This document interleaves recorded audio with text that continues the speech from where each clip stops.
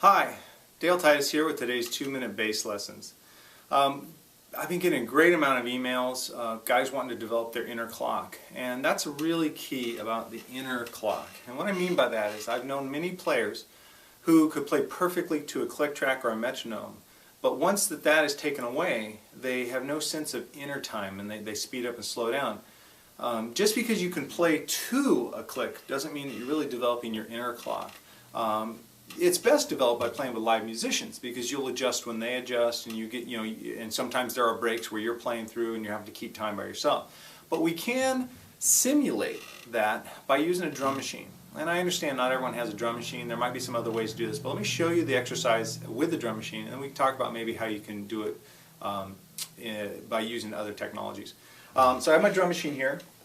And the basic concept with doing drum drops is that you take a 2-bar pattern and you record a simple drum pattern on bar 1, and then you leave absolute silence on bar 2. And that'll sound like this. And there's silence, then it comes back. By playing over the entire pattern and playing through the breaks, you get a chance to test yourself to see how well you maintain time.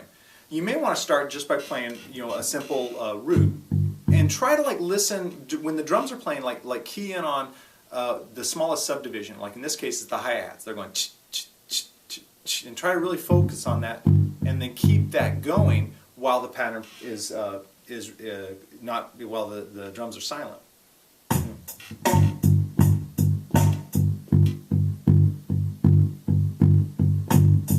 Like that.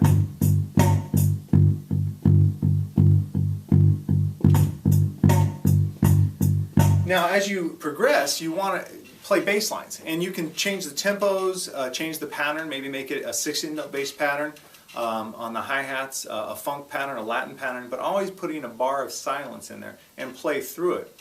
I love exercising like this. And you can get really crazy with it too. You can do things like 3 bars of beats with 1 bar of rest. You can do 2 bars of beats, 2 bars of rest. And that's very tricky because that's a longer time that you're having to work on your inner clock. But it's so valuable, and it really has helped my ability to kind of listen to my inner meter and keep time consistently. And I gotta admit, I'm not always on. Some days if my focus isn't there, or if I'm had way too many Pepsis, I could find myself just being a little bit off, but it's a really way to center your inner clock and get your timing down. So now we talked about what if you don't have a drum machine. There's a couple ways to do this.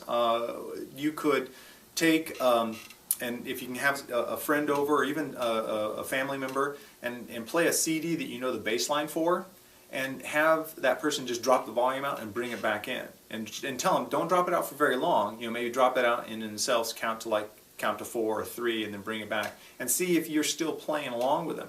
If you have the capability to record audio where you can drop the levels in and out, then make your own tape of a song you know. It can be done with live musicians, which I always think is really the best option. But what I want you to do is not face the drummer. So if you got a drummer, and just ask him, maybe he can put on a click track and have him play a measure and then a measure of rest. Face away from him so you don't have any visual cues, and see if you can't, keep playing through there. If you have the drum machine, or once you make one of these situations together, what's really the true test of being able to play accurately through the rest is not to play, but to count it in your head. So you have a measure of silence the same time that the drum machine has a measure of silence. Now, some of the great techniques I learned at MI are to keep some kind of subdivision in your head. Instead of counting 1, 2, 3, 4 in your head, you want to try to subdivide. The smaller subdivisions, the more chances you're going to be accurate on the other side. So you might want to do 16th notes in your head. 1E, and a 2E, and a 3E, and a 4E, and a boom, and be back on time. It's all about the subdivisions internally that will help you keep time during those moments of silence. So, drum machine drops. It's something that I like to work on, and I'm continuing to work on. I don't think I'm there yet, but it's a fun journey to go on. And I hope that you can maybe try it with whatever you have laying around.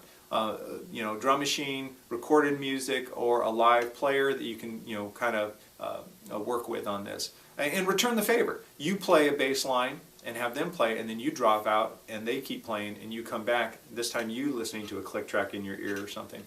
So that's a little bit of a weird lesson, but I wanted to share it with you because it's something I think I've benefited from and I hope you can benefit from. So Drum Machine Drops. Check it out. If you have any questions about doing this, if you need more information, please email me at dalet@danabegoods.com.